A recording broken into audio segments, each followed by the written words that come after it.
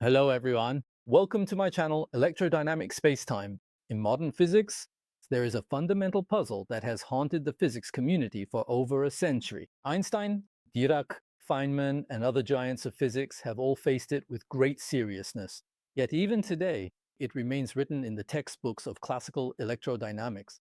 This recognized difficulty that classical electrodynamic theory cannot overcome is the infinite self-energy of the ideal point charge. It is an awkward paradox. We cannot do without the point charge model, yet this model leads to the erroneous physical conclusion of infinite self-energy. For over 100 years, physicists have proposed many patch solutions, but none have fundamentally cleared this dark cloud. In my view, this divergence difficulty is the failure point of classical physics, but it is also the starting point for new physics. This means we need a new set of theories, one that can both retain the point charge model and overcome its infinity difficulty. I have explored this problem independently for decades and finally found a resolution at the foundational level. Today, together with my AI assistant, I will present this series of research results to you in full. My name is Yingtao Yang. I was formerly a senior engineer at the Xi'an Research Institute of CCTIG and immigrated to Canada in 1998. Since retiring in 2024, I have finally been able to devote myself fully to this marathon of independent research. The starting point of it all goes back to my years at Chongqing University from 1978 to 1982. While studying electrodynamics and relativity, I gradually realized that infinite self-energy was not a minor flaw, but a profound crisis within classical electrodynamic theory. If a theory predicts or derives infinite energy for its most basic and fundamental object, the point charge, then it shows that this theory is not yet truly complete at all at a deeper level. Inspired by Einstein's special relativity, I developed a bold intuition there might exist an undiscovered fundamental constant. I call it the electric potential limit constant.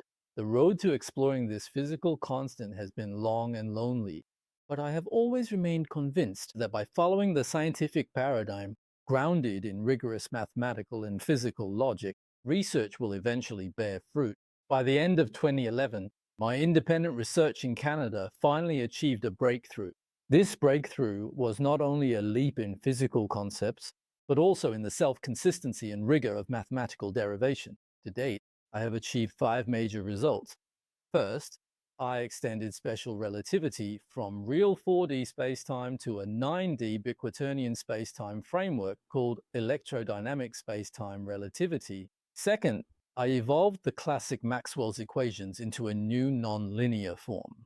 Third, addressing the century-old problem of point charge self-energy divergence, I provided a finite self-energy analytical solution. Fourth, within this framework, I predicted a series of new physical effects awaiting experimental verification. Fifth, I proposed a new geometric pathway, which may provide a new mathematical physical approach to unifying general relativity and quantum mechanics. I am very aware that any new theory attempting to challenge traditional frameworks will initially face immense skepticism, especially when it involves extending such a solid foundation as special relativity. The difficulties are self-evident, but I believe the validity of a theory does not depend on the reputation of its author, but on two things: logical consistency and experimental verification. History tells us the unique perspective of an independent researcher can often bring unexpected sparks to theoretical breakthroughs.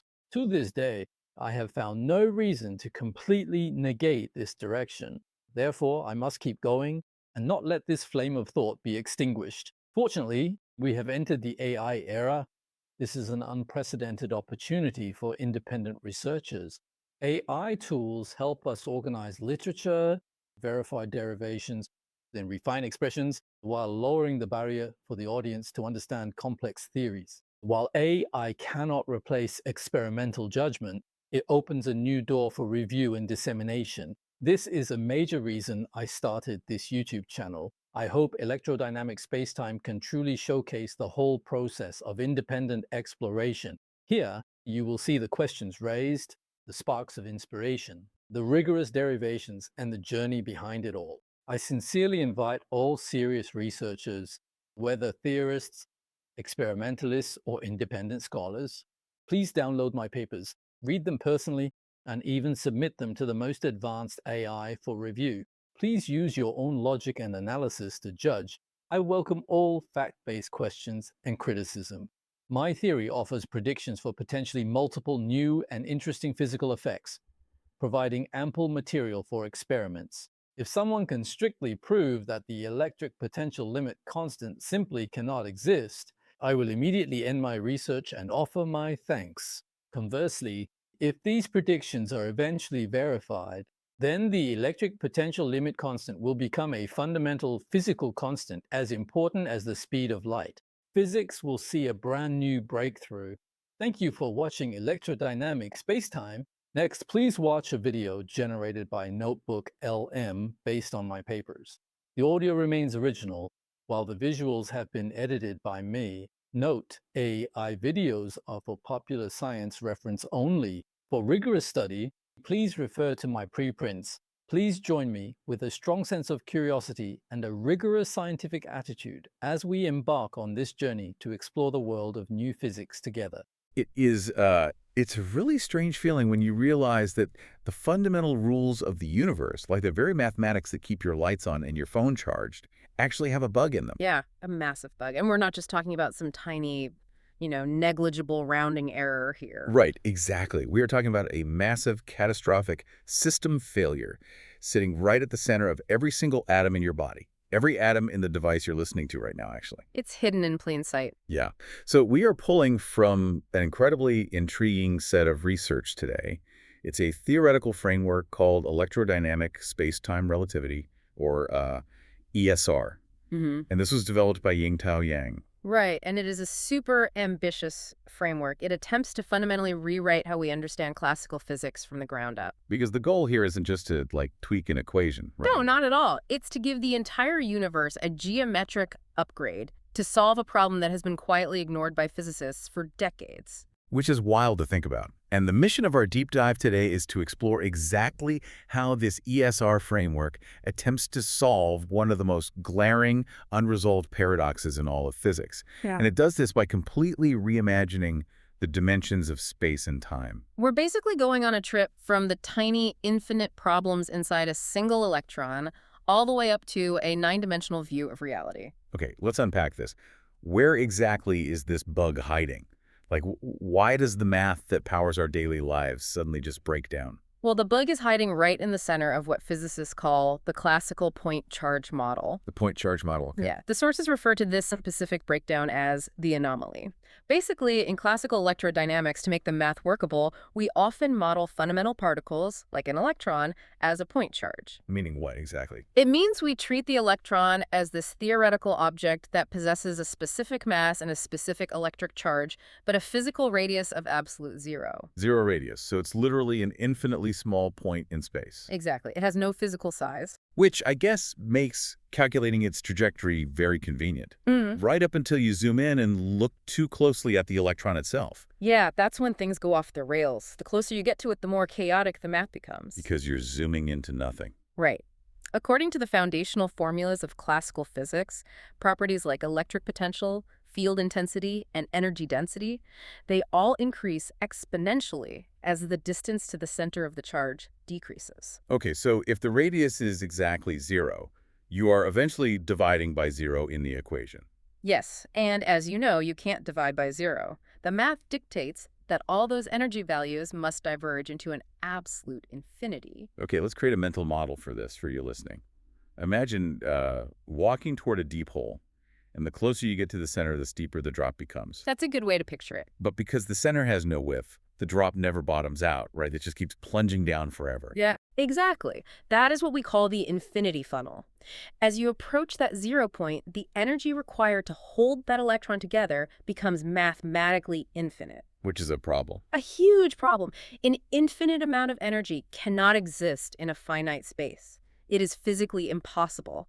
So the mathematical models simply crash. They just cannot describe reality at that scale. So wait, if the classical electrodynamics equations crash every single time they hit a radius of zero, How have physicists been designing, computer chips and laser systems for the last century? They must have found a way around the crash. Oh, they found a workaround, sure. But definitely not a cure. What do you mean? Currently, the field of quantum electrodynamics, or QED, deals with this infinity funnel using an operational process called renormalization. Renormalization. That sounds very official. It sounds official, but it's basically a math trick. Because the infinite results are useless for real-world engineering, physicists systematically subtract those infinities out of the equations. They just subtract them. Yeah, they perform a mathematical operation that cancels the infinity out and that leaves behind only the finite numbers that happen to match what we actually observe in laboratory experiments. Okay, I have to say, that sounds crazy. So it's like playing a video game where walking too close to a wall causes the physics engine to calculate infinite damage, and it crashes the entire game. Right. And instead of going into the code and actually fixing the geometry of the wall, the programmers just wrote a sloppy patch, like a patch that says, hey, if the damage variable equals infinity, just ignore it and set the damage to 10. That is a perfect analogy, and the frustration with that sloppy patch is shared by some of the greatest minds in physics. I would hope so. Yeah, I mean, while renormalization is highly successful for making accurate predictions, which, by the way, is why your smartphone works, it is deeply unsatisfying conceptually. Because it doesn't actually explain anything. Exactly. P.A.M. Dirac, who is one of the legendary founding fathers of quantum mechanics, he famously pointed out that renormalization lacks a fundamental geometric resolution. It's just sweeping it under the rug. Precisely. It is a clever mathematical trick to sweep the infinities under the rug. It completely fails to explain the physical reality of what the vacuum is actually doing at that microscopic scale. And that is the exact problem Yingtao Yang's ESR framework is trying to solve here. It doesn't want to just write another software patch. It wants to actually fix the wall geometrically. Right. It wants to fix the underlying structure. But to understand how it does that, we have to look back at how physics solved a very similar infinity problem over a century ago, right? Long before quantum mechanics even existed. Yeah, if we examine the historical context outlined in the sources, there is a direct, really clear parallel with special relativity. Einstein's theory. Exactly. Before Einstein, classical mechanics had an infinity problem in the kinematic domain. The physics of motion. Right. So if you had an object in a vacuum and you kept applying a continuous force to it, the classical equations laid out by Newton dictated that its velocity, and therefore its kinetic energy, would just keep increasing forever. So given enough time and force, an object's speed would literally reach infinity. Yes. But Einstein realized that the universe doesn't allow infinite speed. The geometry of space and time actually bends to prevent it. So he introduced a speed limit. He introduced the concept of an intrinsic upper bound. The speed of light in a vacuum, represented by the constant c0. That universal speed limit fundamentally prevents infinite kinetic energy. Because you literally can't go faster than light. Right. As you try to push an object closer to the speed of light, its mass effectively increases and time slows down for it. So it requires exponentially more energy for each tiny, tiny gain in speed. You can approach the limit, but you can't cross it. The geometry of space-time curves to ensure you never cross it. And this is where Yang's framework comes in. It takes this established concept and proposes what he calls the symmetrical hypothesis. Okay, the symmetrical hypothesis. It asks a simple yet profound question. If the physics of motion has a fundamental geometric limit, why wouldn't the physics of electromagnetism have one too? Oh, wow. So if velocity has a hard cap to stop infinite kinetic energy, then electric potential must have a hard cap to stop the infinite field energy inside the electron. Yes. The ESR framework introduces a brand new fundamental constant to the universe. Which is? The electric potential limit constant, denoted by phi0. This hypothesis posits that electric potential possesses a strict intrinsic upper bound. Meaning you just cannot have an electric potential higher than phi0 anywhere in the universe. Nowhere. And the framework elegantly locks these two limits together mathematically, showing that the speed of light and the limit of electrical potential are fundamentally balanced by an imaginary number. They're essentially two sides of the same cosmic coin. Exactly. Okay, wait, I need to push back on this a little because this completely challenges how we experience electricity every single day. Sure, how so? If there is a strict upper limit on voltage, like a hard cap on electric potential, imagine I have a massive warehouse full of standard AA batteries. If I wire them together end to end, their voltages add up. Right, they stack. One battery is 1.5 volts, two is 3 volts, and so on. Why can't I just keep stacking billions of batteries together forever to create infinite voltage? Like, what physically steps in to stop the next battery from adding its power to the chain? It's a great question, and the sources explain this beautifully using what Yang calls the dual space blueprint. And it fundamentally redefines the nature of space itself. Okay, lay it on me. In a low-potential environment, which, by the way, encompasses the entire Earth, our solar system, basically anywhere human beings have ever conducted an experiment, we exist in what is termed local linear space. Local linear space. Got it. If you stack batteries in this environment, the voltages do stack linearly. The internal chemistry of the battery dictates its voltage, and your local voltmeter will faithfully measure 1 + 1 = 2. Okay, so normal everyday physics works fine.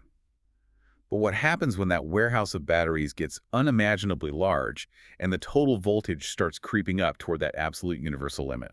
As the background potential of your environment stacks up and approaches phi 0, we transition out of local linear conditions and into what he calls global nonlinear space. Meaning space itself changes. The local metric of spacetime itself begins to compress. So, to a local observer holding the final battery in the chain, the battery seems completely normal. Its internal chemistry hasn't changed at all. Right. But from a global outside perspective, the addition of the voltages stops behaving like a straight line. So space itself starts acting like a dampener. Essentially, yes. The curve of the total measured potential smoothly flattens out. The classical assumption is that space is just an empty, flat grid that goes on forever, allowing values to increase indefinitely. But ESR argues otherwise. ESR argues that space has an intrinsic nonlinear curvature when subjected to extreme electric potential. No matter how many millions of batteries you add, the total measured potential of the entire system will just infinitely stretch toward the phi 0 asymptote. But it never reaches it. Never. The geometry of space will compress the additions so heavily that the limit is never actually breached. Wait, hold on. You're asking me to visualize electric potential, like voltage, physically curving and warping the shape of space. I know, it's a leap. Standard 3D coordinates, just measuring left, right, up, and down. That doesn't seem mathematically robust enough to hold a universe where electricity bends the measuring stick itself. How do we even begin to map that out? Well, standard 3D math is absolutely not enough. The framework guides us through a necessary mathematical evolution here. Classical physics maps our standard physical space using Hamilton quaternions. Hamilton quaternions, okay. Yeah, you can think of these as strict physical coordinates using real numbers. They do an excellent job of describing where an object is located in three-dimensional space, but they entirely exclude the internal energetic state of that object. So Hamilton quaternions are great for measuring, say, the exact dimensions of an empty box, but they are completely blind to the electrical energy vibrating inside that box. That's a perfect way to put it. To cure that blindness, ESR forces us to move out of the realm of purely real numbers and into the complex plane. The complex plane. It maps electric potential not as a standard physical direction you can point to, but as an imaginary speed metric. Imaginary speed metric. Right.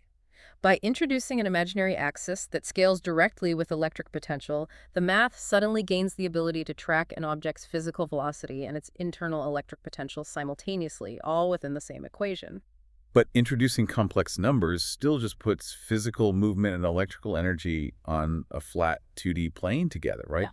How does that fix the geometry of the entire universe? That leads to the ultimate conceptual leap in Yang's framework, which is biquaternions. Biquaternions. We're leveling up again. We are. By extending the coefficients of our 3D space fully into the complex mathematical domain, ESR unifies the 3 dimensions of physical motion with 3 dimensions of electric potential. Okay. And when you add the 1 dimension of time that both systems share, you get an 8-dimensional spatial framework plus 1 dimension of time. Which gives us a fully unified 9-dimensional spacetime. Exactly. I mean, 9 dimensions just to fix a rounding error inside an electron. Isn't that mathematically overkill? It sounds like it, but it's incredibly elegant. Let me see if I can wrap my head around this with a thought experiment. Imagine a 3D object, like a solid cylinder. Okay, a cylinder. If you shine a light on it from the front, the shadow it casts on the wall behind it is a perfect circle. But if you walk around and shine a light on it from the side, the shadow it casts is a rectangle. Right, depending on your perspective. Are you saying that physical velocity and electric potential are just two different 2D shadows cast by the exact same nine-dimensional object? That is exactly the core insight of the unified biquaternion spacetime. The math dictates that motion and electric potential are not separate phenomena acting upon each other. They're the same thing. They are orthogonal projections of the exact same underlying geometric reality. What a standard observer, someone physically moving through inertial space, measures as velocity. An equipotential observer, someone existing inside a massive, high-potential electric field, will mathematically measure as electric potential. So it entirely depends on who is holding the flashlight and from what angle they are looking at the universe. Precisely. The physical reality doesn't change, only the projection does. They are intrinsically linked through this nine-dimensional structure. Okay, this beautifully elegant nine-dimensional math is fascinating, really. But I need to bring us back down to the bug we started with at the beginning. Right, the infinity funnel. Yeah, we have an electron with a zero radius. As we zoom into the center, the forces multiply until they create an infinite funnel of doom. How does a nine-dimensional spacetime actually manifest physically to stop that infinity funnel from crashing the universe? The physical mechanism relies on an expanded mathematical concept the sources call the generalized Lorentz factor. Oh, I remember the Lorentz factor from physics class. That's the equation in special relativity that explains why time slows down and mass increases as a spaceship gets closer to the speed of light. That's the one. In classical relativity, as velocity approaches the speed of light, the Lorentz factor approaches infinity, making it infinitely hard to accelerate further. Right. In ESR, we have a new generalized version of that equation. In this dual framework, the factor also approaches infinity as electric potential approaches our new fundamental limit, phi 0.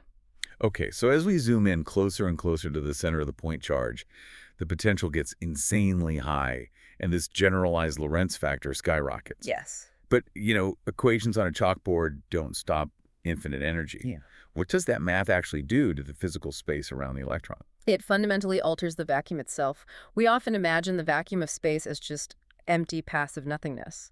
But the vacuum has inherent properties. Specifically, a base level of resistance to the formation of an electric field, which is known as permittivity. In classical electrodynamics, that vacuum permittivity is a static constant. It never changes no matter what is happening inside the vacuum. Let me guess. In a nine-dimensional ESR universe, the vacuum is not passive. It's variable. You got it. The vacuum's permittivity is dynamically multiplied by the square of our new generalized Lorentz factor. Okay, how does that play out? The sources detail a specific sequence of events to show how this physically fixes the bug. Step 1 is the trigger. As you move microscopic fractions of a millimeter closer to the center of the point charge, the electric potential rapidly approaches the absolute limit. Which causes the generalized Lorentz factor to spike astronomically. Exactly, which initiates step 2, hyperpolarization. Because the Lorentz factor is spiking, the vacuum's permittivity spikes in tandem. So the empty space changes. The supposedly empty vacuum of space surrounding the charge exhibits an extreme dielectric response. The space essentially fights back against the rising energy. It effectively thickens the local metric of space-time itself. Oh, wow. So it's like the empty space around the electron suddenly turns into, like, thick, unyielding molasses. Yeah. The more energy the electron tries to output, the harder the molasses pushes back. That is a brilliant way to picture it. And that leads to step 3, the result. This hyperpolarization acts as a natural geometric shielding mechanism. Shielding the universe from the infinity. Yes. As the vacuum thickens, the immense friction naturally chokes off the growth of the electric field intensity. The universe physically prevents the field from diverging into infinity. Here's where it gets really interesting for you listening. If you picture that infinity funnel again, plunging down forever, because the vacuum thickens and physically resists the descent, the funnel is geometrically chopped off at the bottom. Right. Can't go down forever. The infinite plunge becomes a shallow, flat-bottomed, truncated well. The electric field's self-energy naturally smooths out to a perfectly finite value. The bug is fixed. Just naturally fixed. And crucially, it is fixed purely through the geometric curvature of nine-dimensional spacetime reacting to a universal limit. No quantum renormalization required. No patching the software and ignoring the infinities. That is so satisfying. But the theoretical framework is just math on a page, unless you can test it right. Of course. And to be honest, 9 dimensions, dynamic vacuum permittivity, biquaternions. It sounds like science fiction. Yeah. If the universe actually behaves this way, what bizarre anomalies should we be able to observe out in the real world to prove this isn't just a clever math trick? Well, the true test of any new theoretical framework is its ability to make testable predictions. And the sources outline 3 highly specific macroscopic predictions. Okay, let's hear them. And the most crucial detail here is that these predicted effects are completely independent of electric field strength and completely independent of gravity. Wait, completely independent of gravity. That's a massive claim. Every major distortion of spacetime we observe is usually blamed on the gravity of a star or a black hole. I know, but ESR says they are driven entirely by the relative difference in electric potential between 2 points in space. Okay, what's the first prediction? Electric potential time dilation. According to ESR, if you place a highly accurate atomic clock in a high potential state, it will run measurably slower than an exact duplicate of that clock kept at 0 potential, even if neither clock is physically moving. Just existing inside the high voltage slows down the passage of time itself. That is wild. What is the second prediction? Potential redshift. If an electromagnetic wave, like say a beam of starlight, originates from an area of high electric potential and travels across the universe to an area of lower potential, the light will undergo a measurable redshift. So the color of the light changes. Yes, the wavelength of the light literally stretches out purely because it is transitioning between different background potentials. And the third prediction? Potential lensing. In regions of high electric potential, the coordinate speed of light actually reduces. This creates a refraction, bending light around the high potential region, much like a glass lens bends light. Wait. If time dilation and light lensing happen entirely without gravitational mass, how do we actually prove it in a lab? Because right now, every time astronomers see starlight bending around a galaxy, they just assume it is because a massive amount of matter, usually invisible dark matter, is bending space-time with its gravity. Right, that's the standard assumption. So how do we isolate the electricity from the gravity to prove ESR? That requires extremely precise engineering, which is why Yang proposes the empirical horizon. These are 2 specific experimental setups designed to completely isolate electric potential from any gravitational influence. Okay, what's the first one? The first is a localized tabletop experiment called the Electric Potential Michelson Interferometer. An interferometer. Yeah. Okay, that is the same type of laser splitting technology they use in giant underground facilities to detect gravitational waves from colliding black holes, right? They split a beam of light and see if the waves shift out of phase. The exact same principle, yes, but scaled differently.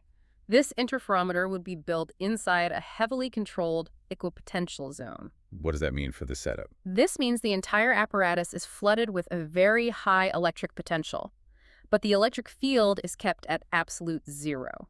Because the field is 0, the light isn't being pushed or pulled by standard electromagnetism. Ah, clever. Right. The sole goal is to detect minute phase shifts caused by the speed of light slowing down simply because it is traveling through the high potential molasses of the thickened vacuum. If they can measure that phase shift on a table, it proves the vacuum is reacting. Oh. That's amazing. What is the second experiment? The Electric Potential Telescope. This takes the search out to the cosmos. Astronomers would actively analyze the heavens for anomalous redshifts and lensing effects surrounding high-potential celestial objects. Like what kind of objects? Like highly charged nebulae or exotic star types. Specifically, they would be searching for gravitational lensing that is far too strong to be accounted for by the object's actual calculated mass alone. If they find that, I mean, it fundamentally rewrites astrophysics. Think about the implications of that. Every deep space observation we have ever made, where we assumed mysterious, invisible dark matter was causing extra lensing. We would have to reconsider all of it. We would have to go back and reevaluate the data to see if invisible electric potential was doing the bending instead. It would demand a complete reevaluation of the mass distribution of the universe. It suggests that some phenomena currently attributed to dark matter might simply be the geometric shadows of high electric potential warping the local space-time metric. Let's just take a breath and recap the incredible journey we have just been on. We started with a mathematical crisis inside a single zero radius point charge. The infinity funnel, threatening to require infinite energy. The bug in the system. Right. And to fix it, we looked at how physics used the speed of light to put a hard cap on kinetic energy. And we applied that exact same logic to electromagnetism. We introduced phi zero, a universal speed limit for electric potential. Which forced the realization that space cannot be a flat, passive grid. It must curve nonlinearly as potential stacks up to enforce that limit. And to map that curvature, we had to expand our entire understanding of reality. We moved past standard 3D coordinates into the complex plane, eventually constructing a 9-dimensional Bicquaternion spacetime. Where physical velocity and electric potential are literally the exact same thing, just viewed from different orthogonal angles. And finally, that elegant math manifests in the real physical world by turning the vacuum of space into a dynamic reactive shield. As potential nears the absolute limit, the vacuum hyperpolarizes, thickening the local metric and gracefully chopping off the infinity funnel into a stable, finite, truncated well. Beautifully summarized. But, why should you, the listener, care about theoretical physics and Bicquaternions? Because this isn't just an academic exercise in fixing an old math error so a textbook looks cleaner. No, it's so much bigger than that. By fixing the bug geometrically, this framework does something profound. It preserves gauge invariance across 9 dimensions, and it reveals a mathematically perfect dual symmetry governing the fundamental rules of reality. It proves the universe is more elegant than a sloppy software patch. If we connect this to the bigger picture, the closing thoughts of the source material hint at something truly revolutionary. What's that? The imaginary number reality required by this specific Bicquaternion spacetime shares a profound structural homology with the wave functions used in quantum mechanics. Oh, wow. Yeah. ESR does not just repair a hole in classical electrodynamics. By defining potential as a geometric curvature, it opens a rigorous, logical pathway toward unifying gravity, quantum mechanics, and potentially even illuminating the dark sector of the cosmos. It is the holy grail of modern physics. And I might just be hiding behind a century-old piece of patched code.